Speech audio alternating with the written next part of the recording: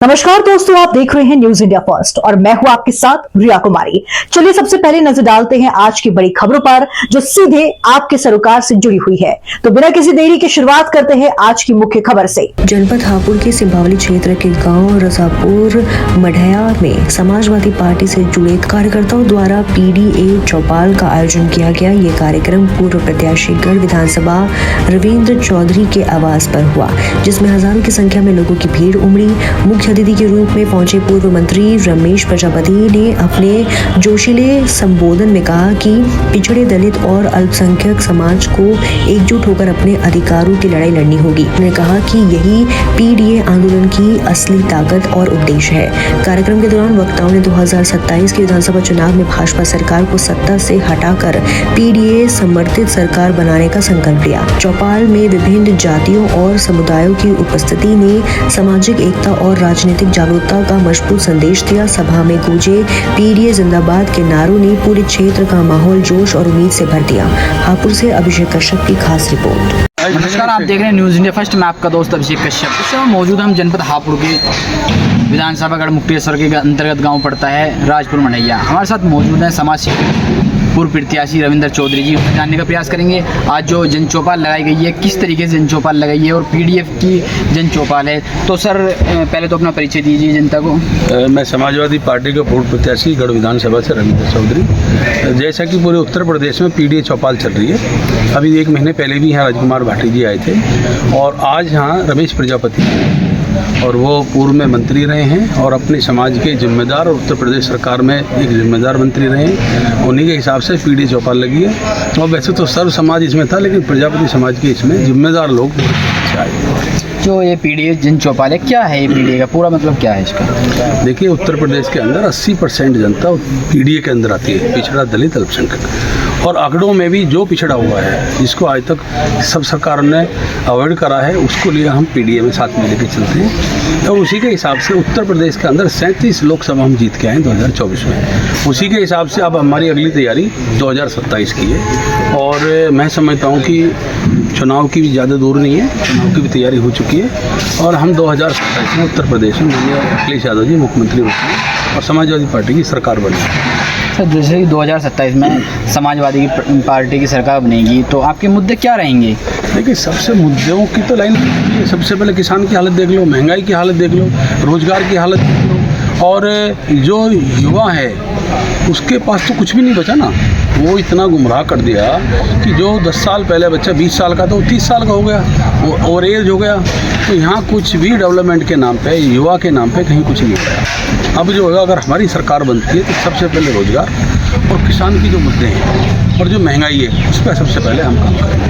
और आपने जो ये पीडीए की बात की है, ये पीडीए का मतलब है पिछड़े दलित अल्पसंख्यक और वे लोग जिनको अवसर नहीं मिला या अवसर से बहुत दूर रहे, उनको जगाने के लिए, उनके हक और अधिकार के लिए ये प्रयास है कि हम लोगों को उस राजनीतिक दल के साथ रहना चाहिए जो गरीबों की, कमज़ोरों की, दलितों की, वंचितों की, शोषितों की और जो असहाय लोग हैं जिनके लिए सरकारें बनती हैं, उनका कौन सा राजनीतिक दल है जो इनकी बात करता हो, उनको समझाने के लिए ये पीडीए पंचायत का आयोजन जो है यही नहीं पूरे प्रदेश में किया जा रहा है। उसमें सब लोग जो है, जो भी नेता हमारे हैं वो उसमें मदद कर रहे हैं। हमारे साथ जो है जनपद हापुड़ के जिला अध्यक्ष कप्तान हैं श्री बिल्लू गुजर जी और रविंद्र गुजर जी और हमारे फारूक भाई जी और प्रधान जी हैं और ये सुखवीर सिंह हैं और राजेश यादव जी हैं। हमारे साथ ही महक सिंह जाटव और वेदपाल प्रजापति जी और अमित प्रजापति और जिला सचिव मेरठ नीतू प्रजापति। इसीलिए हम ये पीडीए पंचायत के लिए आज इस गढ़ मुक्तेश्वर के इस गाँव में यहाँ आए और अपनी बात कही।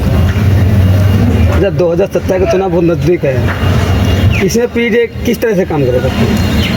ये पीडीए कोई मतलब जो आप कहना चाहते हैं किस तरह से काम किया, हम जब इनको बता रहे हैं और समझा रहे हैं कि जो भारतीय जनता पार्टी हिंदू मुसलमान मंदिर मस्जिद गंगा मैया दीपक आरती कुंभ पुलवामा और सर्जिकल स्ट्राइक और हिंदुस्तान पाकिस्तान की बात करती है। सरकार का काम ये नहीं होता।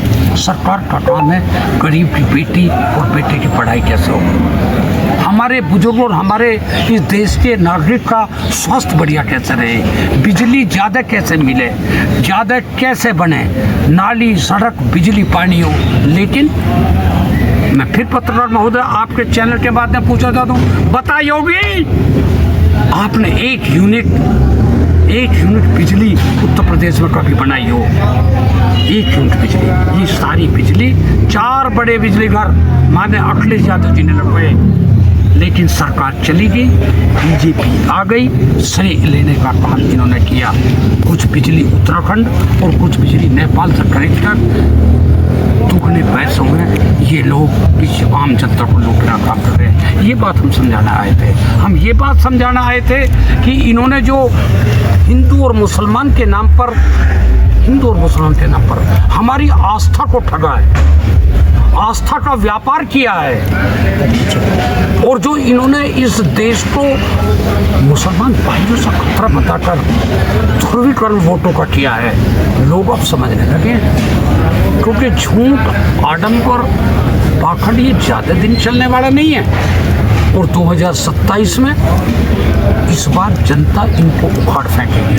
तो युवा के लिए क्या संदेश देना चाहेंगे? हम युवाओं के लिए जो संदेश देना चाहते हैं कि आप शिक्षा पर ध्यान दो, अपना अच्छी पढ़ाई करो, राजनीति में अच्छे लोगों की जरूरत है, राजनीति में नौजवानों को आना चाहिए। नेताजी, समाजवादी पार्टी के किसानों के लिए क्या मुद्दे रहेंगे जीतने के बाद? किसानों के मुद्दे तो पहले भी जब सरकार हमारी रही, हमने उनको जो सरकारी नहर और सरकारी ट्यूबवेलों का पानी फ्री करने का काम किया। वे किसान गरीब किसान जो अपना लीवर कैंसर और किडनी का जो गंभीर रोग है उसको वे नहीं करा पाते, तो 5 लाख रुपए तक का उन्हें देने का काम उन्होंने किया। किसानों के लिए खाद बिजली पानी जो सब्सिडी आज भारतीय जनता पार्टी ने ख़त्म कर दी है, जो किल्लत है डीपीए की, और रेट कितना, जो 50 किलो की बोरी पहले 45 की अब 40 की, और दाम क्या है? तो ये सब जो है कोई समस्या किसानों को नहीं होने दी जाएगी।